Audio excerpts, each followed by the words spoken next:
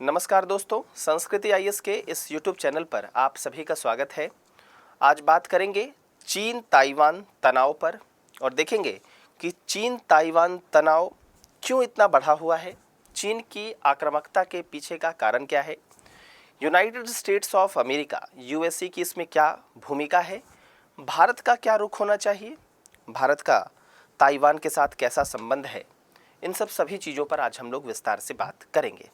सबसे पहले हम लोग इसमें क्या देख लेते हैं, चीन और ताइवान, इसके मैप को एक बार देख लीजिए। तो देखिए यहाँ पर मेनलैंड चाइना आपको दिख रहा है और ये जो मैंने रेड करके रखा है ये क्या है, यहाँ पर ताइवान है, ठीक है, द्वीप आपको दिख रहा होगा। और यहाँ पर आपको दिख रहा है एक आइलैंड का चेन है, ठीक है, जो डॉट डॉट डॉट डॉट दिख रहा है। तो ये चीन और ताइवान का मैप आपने देख लिया। अब थोड़ा सा हम लोग देख लेते हैं कि आज हम क्या चर्चा करने वाले हैं। तो आज हम सीखेंगे ये अभी न्यूज़ में क्यों है, चीन के विरोध का कारण क्या है चीन ताइवान का मुद्दा, चीन ताइवान का साझा इतिहास किस प्रकार का है, इस पर भी बात करेंगे। चीन ताइवान विवाद की जड़ क्या है, इस विवाद में यूएसए की क्या भूमिका है, कब थमेगा यह विवाद या फिर किस प्रकार से विवाद थम सकता है, और फिर भारत ताइवान संबंध, और फिर भारत चीन ताइवान, इन तीनों को जोड़कर और हम लोग फिर नेक्स्ट स्टेप क्या होना चाहिए इस पर चर्चा कर लेंगे। और फिर लास्ट में अभ्यास के लिए प्रश्न देखेंगे। चलिए सबसे पहले देखते हैं कि ये अभी न्यूज़ में क्यों है।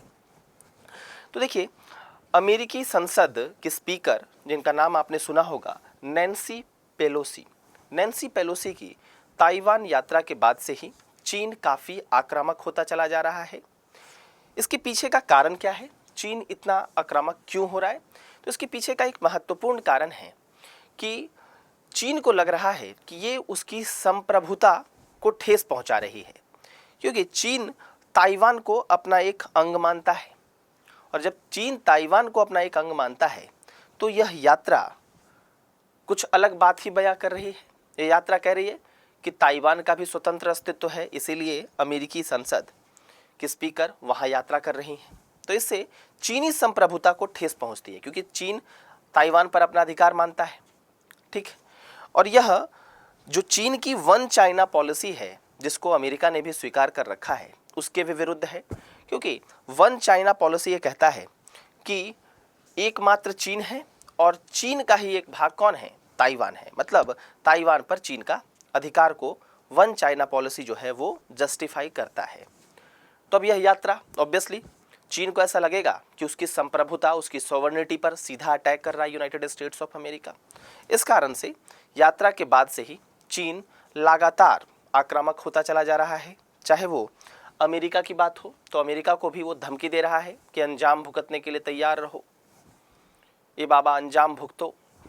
और इधर देखा जाए तो ताइवान के साथ भी व्यापारिक संबंधों को भी ठेस पहुंचाने का काम कर रहा है। व्यापारिक संबंध भी थोड़ा सा, व्यापार में भी सैंक्शन लगा रहा है, ट्रेड सैंक्शंस लगा रहा है। जैसे आयात पर प्रतिबंध लगा दिया, मछली सहित बहुत सारे खाद्य उत्पादों के आयात पर, और साथ ही साथ रेत के निर्यात पर भी प्रतिबंध लगा दिया।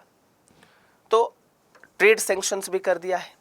साथ ही साथ देखेंगे तो ताइवान की सीमा के पास समुद्री इलाका जो है वहाँ पर अपनी सेना को भेज दिया और वहाँ पर युद्धाभ्यास कर रहा है। ये जो उसका समुद्री इलाका है, देख ही रहे होंगे आप, ये द्वीप के पास समुद्र की जो इलाका है, यहाँ पर अपनी सेना को भेज दिया और फिर युद्धाभ्यास कर रहा है। इसी बीच और उसने क्या किया, कल आप देखिएगा तो जापान के EEZ में जाके गिरता है चीन का 5 मिसाइल, ठीक है।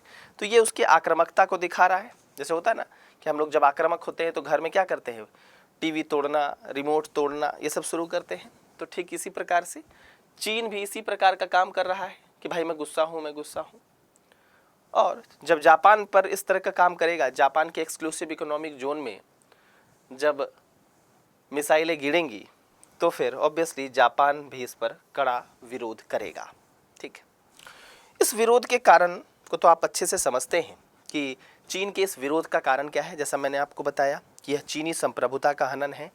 चीन यह मानता है कि वन चाइना पॉलिसी, जिसके अंतर्गत चीन का ही हिस्सा है ताइवान, इस चीज़ को अमेरिका मानता है और उसके बाद भी अमेरिका इस प्रकार का कृत्य कर रहा है जो चीनी संप्रभुता को ठेस पहुंचाती है। वन चाइना पॉलिसी को कुछ ही देश हैं, छोटे छोटे आइलैंड्स हैं जिसमें वेटिकन आइलैंड भी है, छोटे छोटे आइलैंड्स हैं जिसमें वेटिकन भी है, और वेटिकन ही इस बात को मानता है कि भाई मतलब वन चाइना पॉलिसी को स्वीकार नहीं करता है। बाद बाकी जितने भी बड़े बड़े देश हैं उसके साथ वो सभी मानते हैं कि वन चाइना पॉलिसी को। तो कहने का मेरा तात्पर्य है कि वन चाइना पॉलिसी को लगभग हर देश स्वीकार करता है, जितने भी बड़े देश हैं सभी स्वीकार करते हैं। छोटे छोटे आइलैंड्स कुछ हैं वही जो है इसको स्वीकार नहीं करते हैं, जिनका चीन से कोई खास लेना देना नहीं है। लेकिन बाद बाकी जितने भी देश हैं, चूँकि अगर वन चाइना पॉलिसी को स्वीकार नहीं करेंगे तो चीन उनके साथ कोई संबंध ही नहीं रखेगा, उसके कारण क्या करते हैं वो लोग वन चाइना पॉलिसी को स्वीकार करते हैं। क्या है चीन ताइवान का मुद्दा? देखिए, सामान्य तौर पर जिसे हम आज चीन कह रहे हैं उसका नाम क्या था पता है? उसका आधिकारिक नाम क्या है? पीपल्स रिपब्लिक ऑफ चाइना, ठीक है। और जिसको ताइवान कह रहे हैं उसका आधिकारिक नाम है रिपब्लिक ऑफ चाइना। एक चीज़ यहाँ ध्यान दे रहे हो क्या कि चाइना जो है इन दोनों में है, नाम में, दोनों के नाम में चाइना है।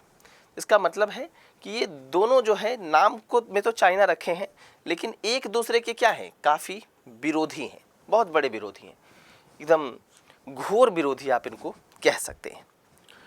साथ ही साथ चीन जो है, चीन मतलब चीन पीआरसी जिसको आप पीपल्स रिपब्लिक ऑफ चाइना कहते हैं और ताइवान जिसको रिपब्लिक ऑफ चाइना कहते हैं, दोनों एक दूसरे की संप्रभुता को मान्यता नहीं देता।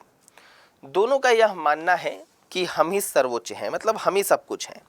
जैसे अगर आप देखिए तो दोनों खुद को आधिकारिक चीन मानता है और अपनी स्थिति के अनुसार मेनलैंड चाइना या ताइवान द्वीप पर अपना दावा पेश करता है।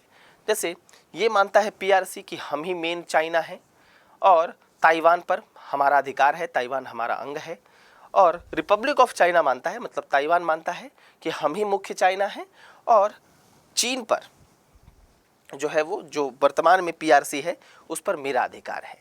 तो इस कारण से दोनों एक दूसरे की संप्रभुता को महत्व नहीं देते। थोड़ा सा चीन ताइवान का साझा इतिहास देखते हैं। तो स्टार्टिंग में थोड़ा सा ताइवान के बारे में बात कर लेते हैं। तो अराउंड 239 एडी के समय चीनी अभिलेखों में ताइवान का वर्णन आपको मिलता है। ये डच उपनिवेश भी रहा है, डचों के अधीन भी रहा है। फिर क्या हुआ, चीन में साल 1664 में चिंग वंश, जिसे च्विंग वंश भी कहा जाता है, सत्ता में आया और उसने चीन का एकीकरण कर दिया। फिर अब देखिए क्या होता है, एकीकरण तो हो गया लेकिन 1895 में एक घटना घटी। 1895 में क्या हुआ कि यही चिंग राजवंश, इसने क्या किया कि ताइवान को जापान के पास सौंप दिया, ताइवान को जापानी साम्राज्य के हवाले कर दिया। लेकिन बाद में, काफ़ी बाद, जब द्वितीय विश्व युद्ध के बाद चूंकि जापान की हार होती है तो जापान फिर बाद में यही ताइवान चीनी हाथों में सौंप देता है, ठीक। 1911 में हुए चिन्हाई क्रांति के परिणाम स्वरूप चिंग वंश को सत्ता से बेदखल होना पड़ा। अब 1911 में एक क्रांति होती है जिसको आप चिन्हाई क्रांति कहते हैं, और यही चिंग वंश जो 1644 में सत्ता में आया था उसे क्या होना पड़ा, उसे सत्ता से बेदखल होना पड़ा। अब इसके बाद क्या हुआ, इस चिंग राजवंश के अधीन जितने भी इलाके थे वह राष्ट्रवादी गुट कॉमिंगतांग सरकार इसकी मालिक हो गई। कॉमिंगतांग सरकार के अधीन ये आ गया। कॉमिंगतांग सरकार द्वारा 1911 में ही देश का नाम, आधिकारिक नाम क्या कर दिया गया, रिपब्लिक ऑफ चाइना, ROC, और यह लगभग 1950 तक ऐसा बना रहा। तो यहाँ तो सब कुछ ठीक था। फिर ये विवाद कब उत्पन्न हुआ, तो देखिए बात है साल 1949 की, गृह युद्ध की स्थिति है। और इस युद्ध में देखिए तो दो दल प्रमुख हैं। एक तो आपने कॉमिंगतांग सरकार देख लिया, ठीक है, राष्ट्रीय कॉमिंगतांग पार्टी, और दूसरा है चीनी कम्युनिस्ट पार्टी। तो एक चीनी कम्युनिस्ट पार्टी और एक राष्ट्रीय कॉमिंगतांग पार्टी। इन दोनों का नेतृत्व कौन कर रहे थे, तो चीनी कम्युनिस्ट पार्टी का माओ त्से तुंग कर रहे थे और राष्ट्रवादी कुओमिंतांग पार्टी का कौन कर रहा था? Chiang Kai Shek. ठीक है, इन दोनों के मध्य युद्ध हुआ और इस युद्ध में चीनी कम्युनिस्ट पार्टी मीन्स माओ से तुंग के नेतृत्व वाली पार्टी ने चियांग काई शेक को हरा दिया। अब क्या हुआ? कम्युनिस्टों से हारने के बाद चियांग काई शेक या फिर कहूं तो कुओमिंतांग ने ताइवान में जाकर अपनी सरकार बना ली, ताइवान में जाकर।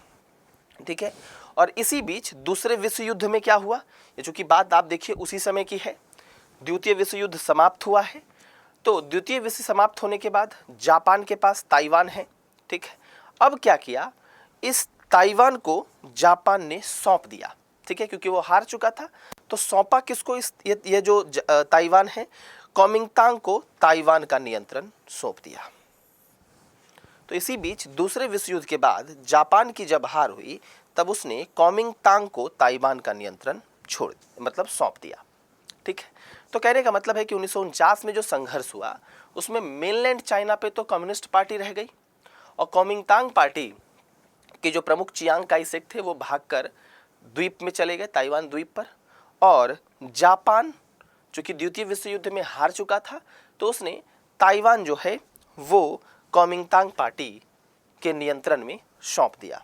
ठीक है, कुओमिंतांग पार्टी का नियंत्रण ताइवान पर जो मतलब जापान ने कुओमिंतांग पार्टी का नियंत्रण जो है कहने का मतलब है, फिर से कह देता हूँ, जापान ने ताइवान पर जो नियंत्रण रखा था द्वितीय विश्व युद्ध के बाद उसको कुओमिंतांग पार्टी को सौंप दिया, उस नियंत्रण को कुओमिंतांग पार्टी को सौंप दिया।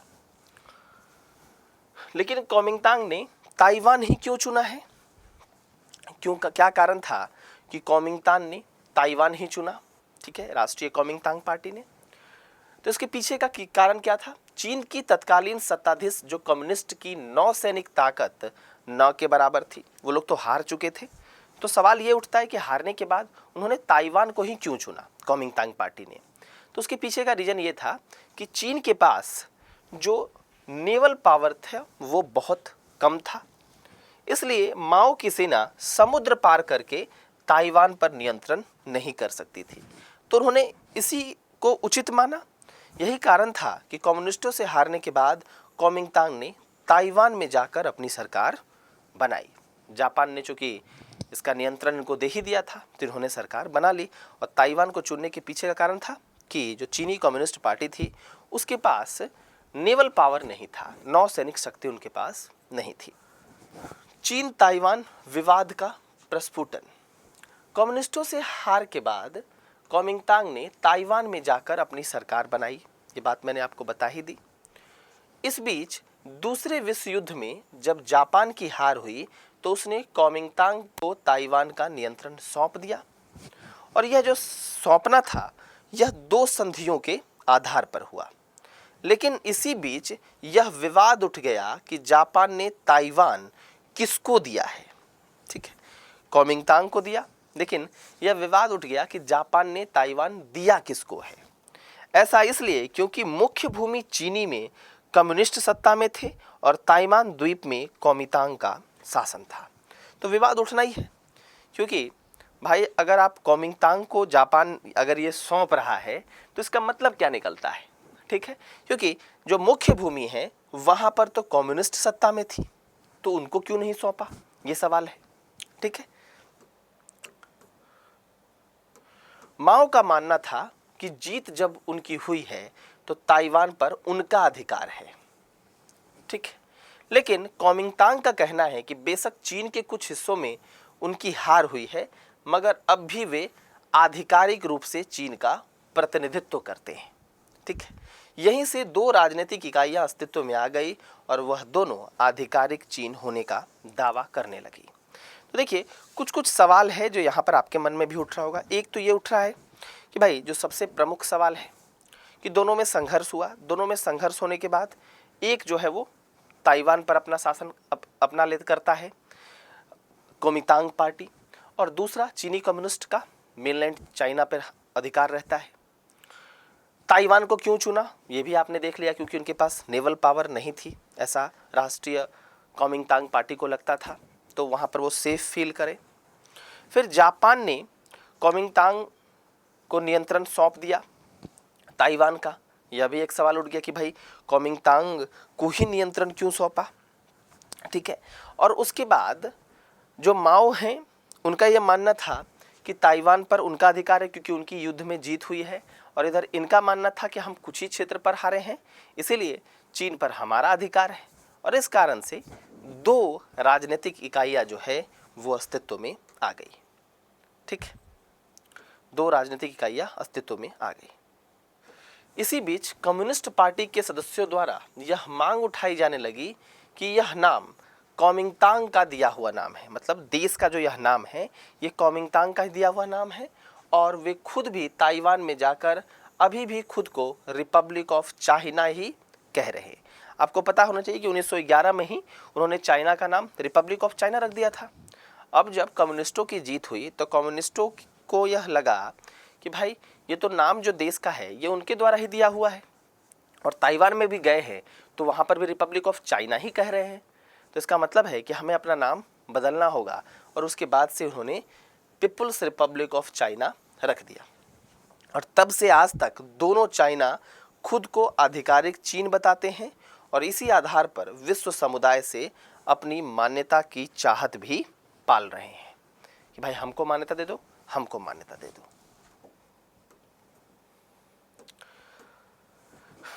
इस विवाद में यूएसए, तो देखिए यूएसए तो आपको पता है कि बड़ा गेमर है, गेम तो है ही। यहाँ पर थोड़ा सा किस प्रकार का गेम आपको दिख रहा है इसमें, तो देखिए एक तो यूएसए और चाइना जो है उन दोनों के बीच संघर्ष बना रहता है। ये आप संघर्ष कब से सोच सकते हैं, देखिए जब शीत युद्ध चल रहा था, कोल्ड वॉर के टाइम पे भी क्या हुआ कि चीन में चूंकि कम्युनिस्ट था तो यहाँ पर और रसिया भी कम्युनिस्ट का ही गढ़ था, तो एक तरफ लिबरलिज्म वर्सेस कम्युनिज्म की लड़ाई थी शीत युद्ध में। और चाइना भी कैसा है, चाइना में भी कम्युनिस्ट की सरकार थी, जिसके कारण चीन और रसिया में तो बेहतर संबंध हुए, और इधर यूएसए जो है वो इनका समर्थन नहीं करने लगा क्योंकि यहाँ पर कम्युनिस्टों की सरकार थी। तो उस समय से ही ये विवाद जो है ये चलता आ रहा है, क्योंकि दो पार्टी, जैसा मैं आपको यहाँ पर थोड़ा सा समझाता हूँ, यहाँ क्या हुआ देखो। एक तरफ द्वितीय विश्व युद्ध के समय आपको पता है, इधर द्वितीय विश्व युद्ध कह रहा हूँ, शीत युद्ध के समय, कोल्ड वॉर के समय, एक तरफ यूएसए, आइडियोलॉजी की लड़ाई है, यहाँ पर लिबरलिज्म है, उदारवाद है, और यहाँ पर कम्युनिज्म है, और चाइना में भी है। तो एक बात बताइए, इसके साथ इशू तो रहेगा ही, क्योंकि जब विचारों की भी लड़ाई है तो यूएसए और चाइना के बीच मतभेद बने रहेंगे। यहाँ पर लिबरलिज्म का समर्थन है और यहाँ पर कम्युनिज्म का समर्थन है, तो इसीलिए ये विवाद जो है वो काफ़ी पुराना है, गहरा विवाद है। इसी बीच में देखिए तो आपको पता है कि चाइना का डोमिनेंस धीरे धीरे बढ़ता गया, तो यह बात यूनाइटेड स्टेट्स ऑफ अमेरिका को अच्छी तो नहीं लगेगी। तो उसने भी क्या करा, ये जो देखिए यहाँ पर जो इतने जो आइलैंड्स आपको दिख रहे हैं डॉट डॉट डॉट डॉट, इसके साथ यूनाइटेड स्टेट्स ऑफ अमेरिका के बेहतर संबंध है कि अब अगर कभी वॉर होता है तो फिर मैरीटाइम जो समुद्री मार्ग है ये काफ़ी अवरुद्ध हो जाए चाइना का, यहाँ से ना चाइना के शिप्स क्रॉस कर सकें, चाइना की नेवी इधर से क्रॉस ना कर सके। तो ये ऐसा यूनाइटेड स्टेट्स ऑफ अमेरिका का मानना है कि यहाँ पर इस पूरे पर यूनाइटेड स्टेट्स ऑफ अमेरिका इस पूरे द्वीप के साथ एक बेहतर संबंध में है, और जिस कारण से उसको लगता है कि अगर कभी संघर्ष भी घिरता है तो यहाँ पर हम चाइना को इस जगह पर हम रोक लेंगे, मैरीटाइम पावर चाइना का वीक कर देंगे, ठीक है। यहाँ पर आप देख सकते हैं इधर से क्रॉस ही नहीं करने देंगे, यहाँ पर आपको मियाको स्ट्रेट वगैरह है, इधर से चाइना का शिप्स वगैरह क्रॉस ही नहीं कर पाएंगे। तो चाइना के डोमिनेंस को कम करने के लिए यूनाइटेड स्टेट्स ऑफ अमेरिका जो है इसी प्रकार का गेम खेलता है। जहाँ तक बात है चीन, ताइवान और यूनाइटेड स्टेट्स ऑफ अमेरिका की, तो यूनाइटेड स्टेट्स ऑफ अमेरिका की जो पॉलिसी है वो काफ़ी कॉन्ट्राडिक्टरी रही इस मामले में। एक तरफ तो वो वन चाइना पॉलिसी को मानता है और दूसरे तरफ वो ताइवान के साथ रिलेशंस को भी मजबूत बनाकर रखता है। उनको भी जो हथियार वगैरह हैं या फिर अन्य चीज़ों के साथ उनको भी समर्थन देता है, अन्य चीज़ों में उनको समर्थन देता है। तो एक तरफ तो वो चाइना को स्वीकार करता है, उसको मानता है कि चाइना का ही अभिन्न अंग है ताइवान, और दूसरी तरफ वो ताइवान के साथ भी बेहतर संबंधों को बनाना चाहता है। ताइवान के सरकार का भी मतलब बाहर से तो नहीं लेकिन कहिए, लेकिन अंदर आंतरिक तौर पर ताइवान के सरकार का भी समर्थन कर ही रहा है मिला जुला के। ताइवान के साथ बेहतर संबंध बनाया है। यूएस कांग्रेस ने ताइवान रिलेशंस एक्ट भी बनाया। तो इस प्रकार से थोड़ा सा इल्यूजन भरा जो यूएसए का स्टैंड है वो थोड़ा सा इल्यूजन भरा है। एक तरफ वो वन चाइना पॉलिसी को भी मानता है और दूसरी तरफ वो ताइवान के साथ भी बेहतर संबंधों को बनाने का प्रयास करता है। तो पहले ताइवान संयुक्त राष्ट्र सुरक्षा परिषद का भी हिस्सा था। शीत युद्ध के दौरान ताइवान को अमेरिका का पूरा समर्थन मिला हुआ था। मैंने बताया कि भाई शीत युद्ध में तो मिलेगा ही क्योंकि चीन में कम्युनिस्ट की सरकार थी। लेकिन 1971 के बाद से ही अमेरिकी राष्ट्रपति रिचर्ड निक्सन ने चीन के वन चाइना नीति को पहचान दी। ठीक है, वियतनाम युद्ध के बाद 1950s-60s में जब वियतनाम युद्ध के बाद यूनाइटेड स्टेट्स ऑफ अमेरिका को ये लगने लगा, उसको काफ़ी परेशानी लगने लगी यूएसए को। तो वियतनाम युद्ध के बाद से ही क्या हुआ कि उसी के टाइम पे आप देखेंगे तो यूनाइटेड स्टेट्स ऑफ अमेरिका और चाइना के जो संबंध है वो थोड़े से बेहतर होने लगे। और उसी क्रम में आप ये देख सकते हैं कि 1971 के बाद से ही अमेरिकी राष्ट्रपति ने चीन के वन चाइना नीति की पहचान दी और 1979 में ताइवान की यूएन से आधिकारिक मान्यता इसीलिए ख़त्म भी हो गई, क्योंकि वन चाइना पॉलिसी जब मान गए तो उसके बाद आधिकारिक मान्यता को ख़त्म करना ही था। वर्तमान परिदृश्य क्या है? ताइवान का आर्थिक महत्व है, काफ़ी ज़्यादा महत्व है। जो ये सेमीकंडक्टर आपने सुना होगा, तो सेमीकंडक्टर के मामले में ताइवान काफ़ी महत्वपूर्ण भूमिका रखता है। जो मोबाइल वगैरह में चिप जिससे बनता है, अगर ताइवान पर कुछ संकट आता है तो पूरा जो सेमीकंडक्टर का जो सप्लाई चेन है, जो पूरे विश्व में सेमीकंडक्टर जाता है, वो सप्लाई चेन ही प्रभावित हो जाएगा। पूरे सप्लाई चेन में ही इशू आ जाएगी। ठीक है, यह कंप्यूटर टेक्नोलॉजी, चिप डिज़ाइन व उत्पादन आदि के मामले में दुनिया का अग्रणी देश है। ठीक है, ताइवान का सामरिक महत्व भी है। यूनाइटेड स्टेट्स ऑफ अमेरिका के लिए स्पेशली महत्व है, क्योंकि ताइवान के माध्यम से ही यूनाइटेड स्टेट्स ऑफ अमेरिका चीन पर नज़र रख सकता है, ताइवान के थ्रू ही रख पाएगा। ठीक है, तो यूएसए के लिए इसका एक सामरिक महत्व भी है, स्ट्रेटेजिकली इंपॉर्टेंट है उसके लिए। विवाद थमने की क्या संभावना है? जो चीन ने अपने तरफ से वन कंट्री टू सिस्टम, एक देश दो तंत्र का विचार रखा है। इस विचार के आधार पर हांगकांग और मकाओ को जोड़ा गया था इसी तरीके से। ठीक है, जिसमें एक कंट्री है लेकिन दो सिस्टम है। जिसमें देखिए तो हांगकांग का अलग झंडा है, पुलिस अलग है, करेंसी अलग है, मकाओ में भी काफ़ी छूट दी है और इस प्रकार से दोनों को जोड़ रखा है। लेकिन ताइवान खुद को चीन के प्रभाव से मुक्त लोकतंत्र बनाना चाहता है, वो इस प्रकार का सिस्टम चाह ही नहीं रहा। तो अब हमको आगे ये देखना पड़ेगा कि दोनों मिलकर क्या उपाय करते हैं। भारत ताइवान संबंधों के बारे में बात करें तो भारत के ताइवान के साथ राजनीतिक, सांस्कृतिक, व्यापारिक संबंध, सभी प्रकार के लगभग संबंध हैं। अगर राजनीतिक संबंधों को देखा जाए तो ताइवान के साथ 3 दशक हमारा पुराना रिश्ता है, लेकिन भारत ने अभी तक ताइवान के साथ औपचारिक रूप से राजनयिक रिश्ता नहीं रखा है। ठीक है, हालांकि एम्बेसी नहीं है दोनों देशों में, ताइवान और भारत का, मतलब भारत में ताइवान का एम्बेसी और ताइवान में भारत का एम्बेसी नहीं है, लेकिन फिर भी रिप्रेजेंटेटिव्स जो हैं एक दूसरे के देश में दोनों के हैं, तो वो इनडायरेक्टली जो है वो एम्बेसी टाइप का ही है, लेकिन औपचारिक तौर पर तो नहीं है। ठीक है, क्योंकि इंडिया भी वन चाइना पॉलिसी का समर्थन करता है। इसके बारे में बात करेंगे। विश्लेषक ये मानते हैं कि वन चाइना पॉलिसी का इंडिया ने समर्थन इसलिए किया क्योंकि वन चाइना पॉलिसी के माध्यम से इंडिया चाहता था एक दूसरी चीज। क्या चाहता था? वो चाहता था कि चाइना वन इंडिया का समर्थन करे। लेकिन चाइना क्या करता है? चाइना तो इधर पाकिस्तान के सहयोग से, इधर देखिए तो सीपेक वगैरह का निर्माण कर रहा है, चाइना पाकिस्तान इकोनॉमिक कॉरिडोर। तो वो जब हमारे अस्तित्व को स्वीकार नहीं करता, एक इंडिया को स्वीकार नहीं करता, तो फिर हम क्यों करें? लेकिन कूटनीतिक तौर पर इंडिया ने वन चाइना पॉलिसी का समर्थन किया था।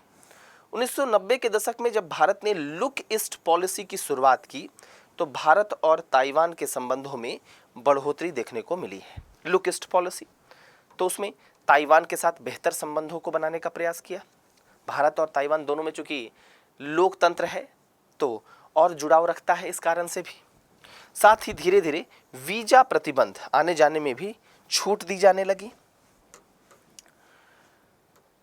ताइवान ने कोरोना वायरस रोगियों के इलाज में लगे चिकित्सा कर्मियों की सुरक्षा के लिए भारत को 1 मिलियन फेस मास्क प्रदान किए थे। ताइवान ने भी मदद किया था। ताइवान का नई दिल्ली में ताइपे आर्थिक और सांस्कृतिक केंद्र भी है, जिसकी स्थापना 1995 में हुई थी, तो हमारा सांस्कृतिक जुड़ाव भी है। 2020 में गलवान में हुए विवाद के बाद भारत ने विदेश मंत्रालय में तत्कालीन संयुक्त सचिव गौरांग लाल दास को ताइवान में राजनयिक नियुक्त किया था। ठीक है, गलवान वाले में मामले में भी ताइवान से हमें समर्थन मिला। ताइवान के लोगों ने चीन के इस आक्रामकता का विरोध किया था उस समय भी, तो उस समय भी भारत को समर्थन मिला था। व्यापार देखा जाए तो 2019 में यह व्यापार 7.5 बिलियन डॉलर हो गया। 2000 में, अगर 2000 की बात करें, सन 2000 में तो मात्र 1 बिलियन डॉलर था, लेकिन अभी ये 7.5 बिलियन डॉलर हो गया है। अपनी कंपनियों के माध्यम से वर्ष 2018 में ताइवान ने 360 मिलियन डॉलर का निवेश किया था। साथ ही साथ ताइवान ने भारत के साथ अपने निवेश और व्यापार को बढ़ाने के लिए प्रतिबद्धता भी व्यक्त की है कि हम बेहतर और करेंगे। विज्ञान और प्रौद्योगिकी के क्षेत्र में भी संबंधों की शुरुआत हुई, 2018 में हुई, और उस समय से देखिएगा तो काफ़ी बेहतर विज्ञान और प्रौद्योगिकी के क्षेत्र में संबंध रहे हैं। Taipei economic and cultural central in India और भारत ताइपे एसोसिएशन ने विज्ञान और तकनीकी के क्षेत्र में सहयोग के लिए एक मेमोरेंडम ऑफ अंडरस्टैंडिंग पर भी जो है वो हस्ताक्षर किए। एक तरह का समझौता कि हम विज्ञान एवं प्रौद्योगिकी के क्षेत्र में एक साथ मिलकर काम करेंगे, बेहतर ढंग से काम करेंगे। साथ ही विज्ञान और प्रौद्योगिकी के क्षेत्र में दोनों देशों के बीच द्विपक्षीय संयुक्त बैठक, अकादमिक सेमिनार वार्षिक तौर पर आयोजित किए जाते हैं। तो सेमिनार वगैरह का आयोजन किया जाता है जिससे साइंस एंड टेक के मामले में एक दूसरे के साथ सहयोग किया जा सके। बात करते हैं शिक्षा की, तो ताइवान में करीबन 1 लाख विदेशी छात्र पढ़ाई कर रहे हैं। इसमें 2398 लगभग 2400 छात्र भारत के हैं। थोड़ा सा इसको और बढ़ाना पड़ेगा, भारत इसमें और जो है वो इंटरेस्ट वैसे भी ले रहा है, तो इस पर आगे काम होगा। वर्तमान में भारत के विभिन्न विश्वविद्यालयों में केवल कुल 7 ताइवान शिक्षा केंद्र हैं, जिनमें ताइवान के 13 शिक्षक मंदारिन भाषा पढ़ाते हैं। तो शिक्षा के क्षेत्र में भी धीरे धीरे हम बेहतर करने का प्रयास कर रहे हैं। अब तक लगभग 5000 भारतीय छात्रों ने भारतीय विश्वविद्यालयों में स्थापित ताइवान शिक्षा केंद्र में मंदारिन भाषा की शिक्षा प्राप्त की है। तो जो भाषा है मंदारिन उनकी, उसकी शिक्षा प्राप्त की है। सांस्कृतिक आदान प्रदान, सांस्कृतिक संबंध भी हैं। इस दोनों के बीच में सांस्कृतिक संबंध भी देखने को मिलते हैं। आपने देखा कि सांस्कृतिक केंद्र की भी स्थापना की गई। भारत के प्रमुख फिल्म समारोह में प्रति वर्ष ताइवान की फिल्मों का प्रदर्शन किया जाता है और साथ ही ताइवान के प्रसिद्ध कला समूहों को भारत में प्रदर्शन के लिए आमंत्रित किया जाता है। तो सांस्कृतिक आदान प्रदान भी हमारा बेहतर है। अब हम बात करें कि भारत के लिए ताइवान का महत्व क्या है। ठीक है, हालांकि इन दोनों के बीच में औपचारिक तौर पर राजनयिक संबंध नहीं है, लेकिन भारत की जब लुक ईस्ट पॉलिसी थी उस समय से ही ताइवान के साथ संबंध बेहतर हो गए हैं और जैसा यूनाइटेड स्टेट्स ऑफ अमेरिका के लिए ताइवान का इंपॉर्टेंस है, ठीक कुछ उसी प्रकार भारत के लिए भी है। भारत ताइवान के माध्यम से चीन पर नज़र रख सकता है, जैसा यूएसए करता है। ठीक,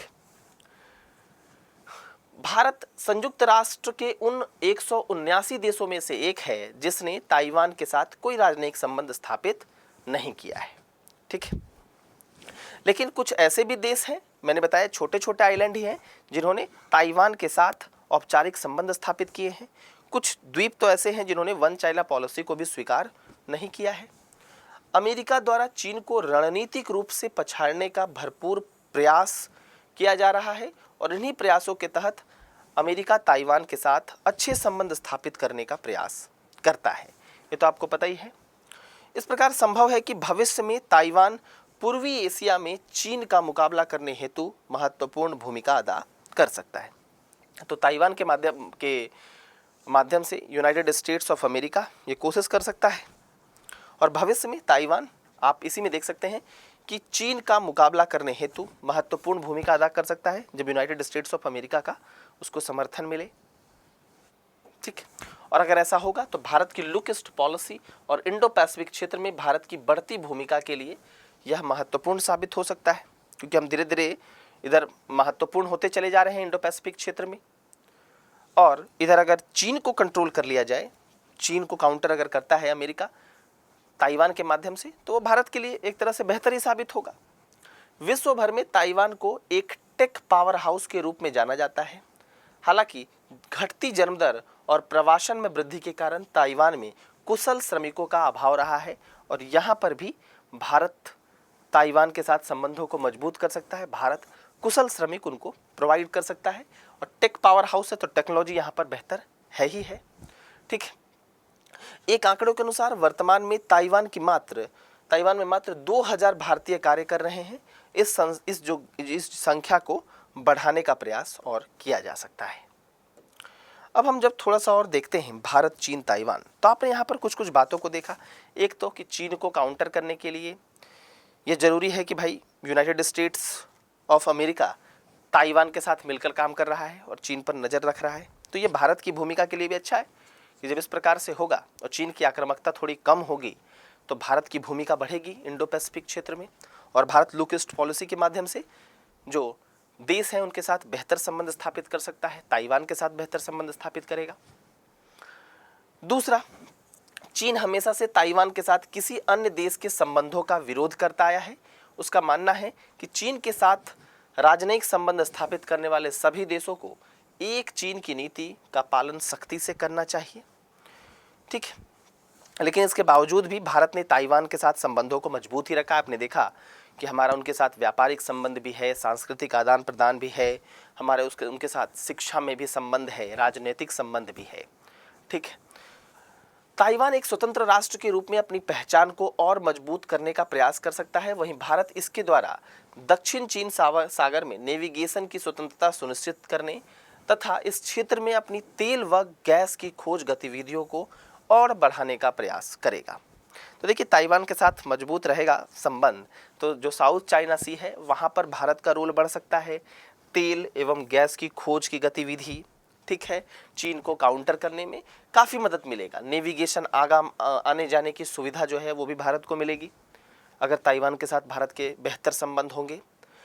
ताइवान स्वयं को इंडो पैसिफिक क्षेत्र के महत्वपूर्ण सदस्य के तौर पर देखता है और क्षेत्रीय शांति, स्थिरता तथा समृद्धि में योगदान करने के लिए अपनी प्रतिबद्धता को भी स्वीकार करता है, जो कि इस क्षेत्र के लिए भारत के दृष्टिकोण के साथ मेल खाता है। दोनों में लोकतांत्रिक सरकार है। अब दोनों की जो सोच है वो भी सेम है, तो वहाँ पर भी दोनों की जो सोच मैच खाती है। चीन के साथ आपको पता ही है भारत के संबंध कभी बनते कभी बिगड़ते हैं। हालांकि आर्थिक संबंध तो ठीक है, लेकिन जब राजनीतिक संबंधों की बात आती है तो बनता बिगड़ना वाला खेल है वहाँ पर।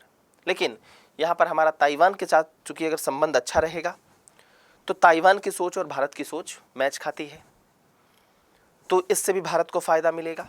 दक्षिण चीन सागर में भी भारत को फ़ायदा मिलेगा। वहाँ पर टेक्नोलॉजी काफ़ी बेहतर है, उस क्षेत्र में भी फ़ायदा मिलेगा। सेमीकंडक्टर की आपूर्ति में भी फ़ायदा मिलेगा। तो भारत इंडो पैसिफिक क्षेत्र में एक तरह से जो प्रमुख भूमिका निभा रहा है उसमें ताइवान के साथ अगर संबंध बेहतर होते हैं तो उस भूमिका में इजाफा ही होगा, उसमें कमी नहीं आएगी, उसमें बढ़ोतरी ही देखने को मिलेगी। अब देखिए एक चीज़ यहाँ पर यह भी महत्वपूर्ण है, ये चूंकि आप देख रहे हैं यहाँ पर ताइवान स्ट्रेट है, ठीक है, तो एक चीज़ जो यहाँ पर आपको महत्वपूर्ण देखने को ये मिल रही है कि देखिए हम वन चाइना पॉलिसी को स्वीकार किए थे, हमारी डिप्लोमेसी कहती थी कि हम इसको स्वीकार करें जिससे चाइना भी हमारे वन इंडिया जो पॉलिसी है उसको स्वीकार करे, लेकिन चाइना तो ऐसा नहीं करता है। तो भारत को वन चाइना पॉलिसी पर फिर से विचार करना चाहिए। हालांकि 2010 के बाद कोई भी आधिकारिक पत्र में इस प्रकार की बात भारत सरकार के द्वारा नहीं कही गई है, ठीक है। हालांकि हम पॉलिसी को स्वीकार करते हैं वन चाइना पॉलिसी को, लेकिन 2010 के बाद से हमने ऐसा कुछ आधिकारिक पत्र में ऐसा कुछ नहीं लिखा है। फिर जो ये पॉलिसी है इस पर भारत को एक बार विचार करना चाहिए और भारत को इस पर विचार करके ही आगे बढ़ना चाहिए, क्योंकि चाइना हमारे वन इंडिया पॉलिसी का समर्थन तो करता नहीं है। वो तो चाइना पाकिस्तान इकोनॉमिक कॉरिडोर बना देता है जो कि हमारे क्षेत्र से होकर गुजरता है। तो जब वो नहीं करता है तो भारत को भी एक चाइना है इस पॉलिसी पर एक बार विचार अवश्य करना चाहिए। आप क्या बोलते हैं जरूर कमेंट करिएगा। एक अभ्यास का प्रश्न देख लीजिए और उसके बाद फिर हम लोग निम्नलिखित को उत्तर से दक्षिण के क्रम में सजाना है। ताइवान स्ट्रेट, बासी चैनल और पूर्वी चीन सागर। इसके लिए आप इस मैप का सहायता ले सकते हैं और इस मैप के सहायता लेने के पश्चात आपका काम हो जाएगा। देखिए जैसे ईस्ट चाइना सी यहाँ है, फिर ताइवान स्ट्रेट है और फिर बासी चैनल है। तो उत्तर से दक्षिण में सजा लीजिए ताइवान स्ट्रेट, बासी चैनल और पूर्वी चीन सागर को। चलिए, तो लेक्चर समाप्त हुआ। थैंक यू वेरी मच, धन्यवाद।